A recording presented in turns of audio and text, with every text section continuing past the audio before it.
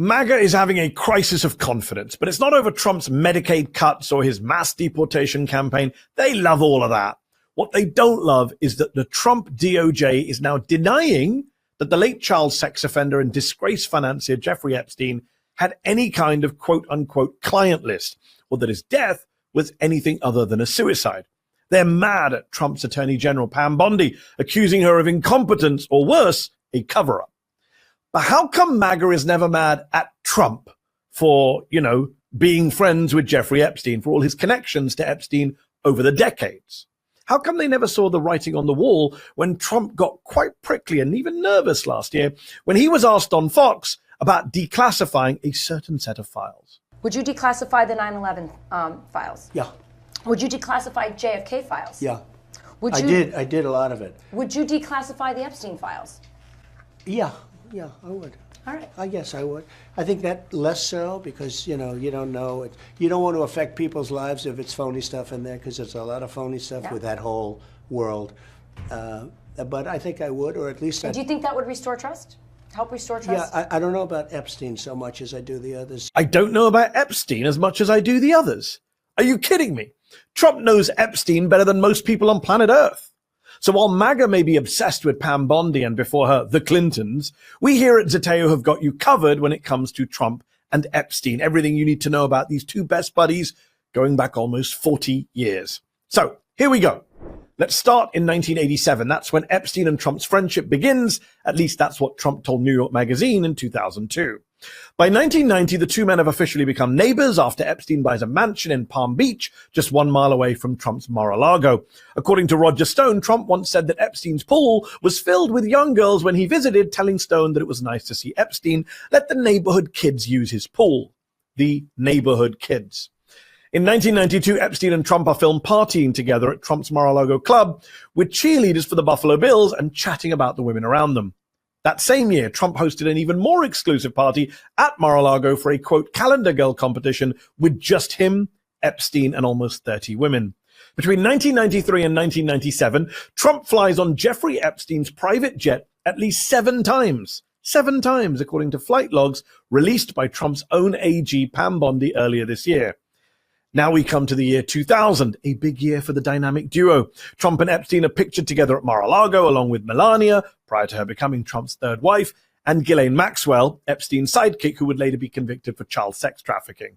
2000 was also the year that one of Epstein's most prominent victims, the late Virginia Giuffre, was allegedly recruited into Epstein and Maxwell's sex ring while she was working as a locker room attendant at, wait for it, Mar-a-Lago.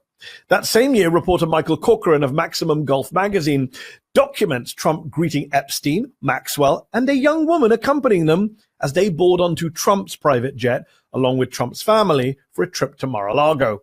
Trump supporters like to claim that their man had no idea about Epstein's pedophilia.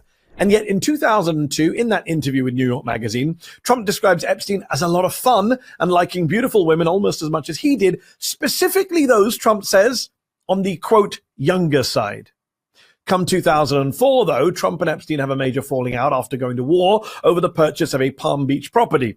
Trump ultimately won that battle, selling it off a few years later.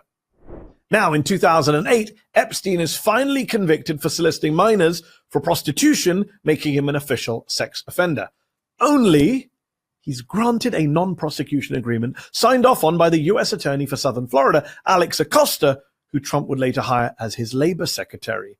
This allowed Epstein to plead guilty to only state, not federal charges, and avoid a possible life sentence. In 2015, Gawker publishes Epstein's infamous Black Book, which Epstein reportedly used to keep track of all his friends and associates. Not only is Donald Trump listed in it, but so is his former wife, Ivana, his current wife, Melania, and his daughter, Ivanka. 2019, Epstein is arrested by the FBI on sex trafficking charges. He's accused of sexually abusing dozens of underage girls. A month later, after being denied bail, Epstein is found dead in his jail cell after dying by suicide. Epstein's death then kickstarts a wave of conspiracy theories, many of which Trump either fuels or refuses to deny. Do you really think the Clintons are involved in Jeffrey Epstein's death? I have no idea. I know he was on his plane 27 times, and he said he was on the plane 4 times. But when they checked the plane log, Bill Clinton, who is a very good friend of Epstein, he was on the plane about 27 or 28 times. So why did he say 4 times? Now, of course, Trump supporters would say I'm being a bit too hard on him, that he was just asking questions. Well, in that case, I have a question. If someone did manage to kill Epstein while he was in a federal prison, wouldn't it have been more likely to be someone with a bit more power than a former president, like Bill Clinton? Maybe someone like the guy who was actually president in 2019 when Epstein died. I mean, I'm just asking questions.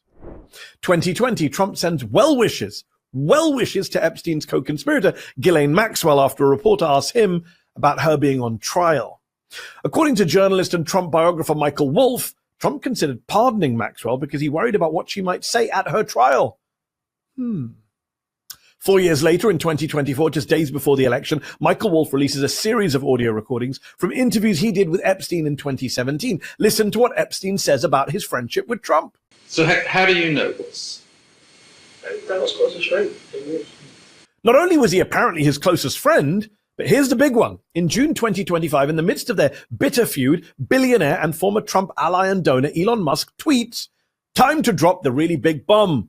Donald Trump is in the Epstein files."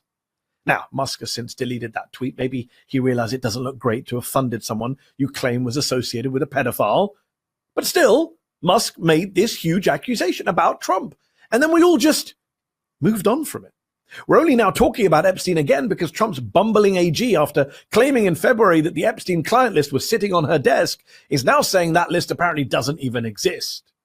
And yet Trump, earlier this month, rushed to her defense and insisted we go back to not talking about his old pal, Jeffrey Epstein. Yeah, sure. Hey, Pam, could I just interrupt for 1 second? Are you still talking about Jeffrey Epstein? This guy's been talked about for years. I don't mind answering. I mean, I can't believe you're asking a question on Epstein. The president should actually count himself lucky that the media and MAGA are only asking Bondi questions about Epstein, because the real person who should be answering questions about Epstein and his own decades-long friendship and association with a man described by a judge as the most infamous pedophile in American history and who died mysteriously in federal prison during his presidency is Donald Trump.